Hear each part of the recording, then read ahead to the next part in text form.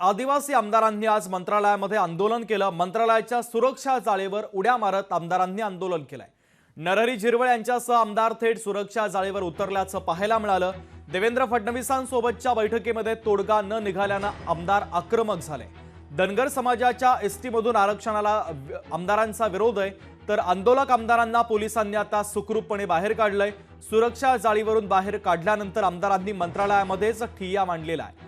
यामध्ये नरहरी झिरवळ, किरण लहामटे, हेमंत सावरा, हिरामण खोसकर या आमदारांचा समावेश होता। मुख्यमंत्री एकनाथ शिंदेंच्या भेटीसाठी नरहरी झिरवळ आता आग्रही असल्याचं कळत आहे। सुरक्षा जाळीवर उड्या मारत या आमदारांनी आंदोलन केलं आणि त्यानंतर मात्र सुरक्षा रक्षकांनी आमदारांना सुखरूपपणे बाहेर काढलं आणि त्यानंतर या आमदारांनी पुन्हा एकदा मंत्रालयामध्येच ठिय्या आंदोलन केलेलं आहे।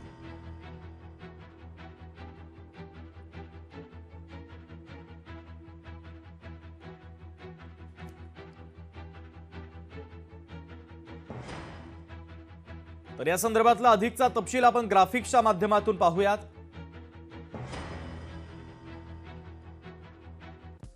मंत्रालयाच्या सुरक्षा जाळीवर उतरणारे आमदार आपण पाहतोय नरहरी झिरवळ, किरण लहामटे, हेमंत सावरा, हिरामण खोसकर या आमदारांनी मंत्रालयाच्या सुरक्षा जाळीवर उड्या मारत आंदोलन केलं। त्यांना सुखरूपपणे सुरक्षा रक्षकांनी बाहेर काढलंय आणि त्यानंतर मात्र त्यांनी मंत्रालयामध्येच ठिय्या आंदोलन केलं। मुख्यमंत्र्यांच्या भेटीसाठी बैठकीसाठी ते आता जाणार आहेत।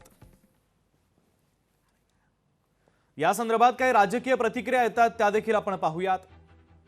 उपाध्यक्ष पदावर आजही विराजमान असलेल्या झिरवळांनी असं कृत्य करणं मला वाटतं ते शोभनीय नाही आहे।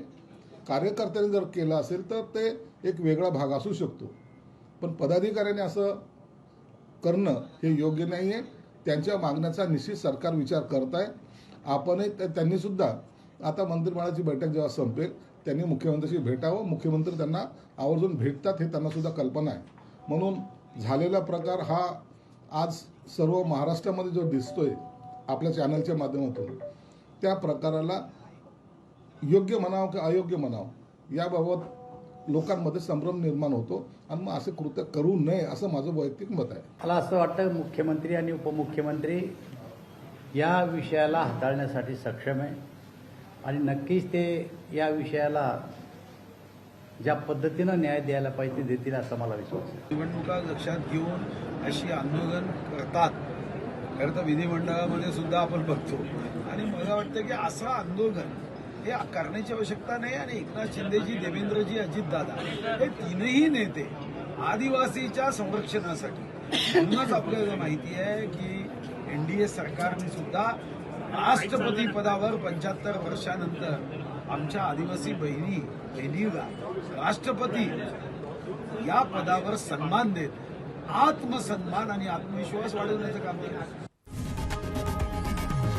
लोकशाही मराठी ऐका, पहा, जागरूक रहा।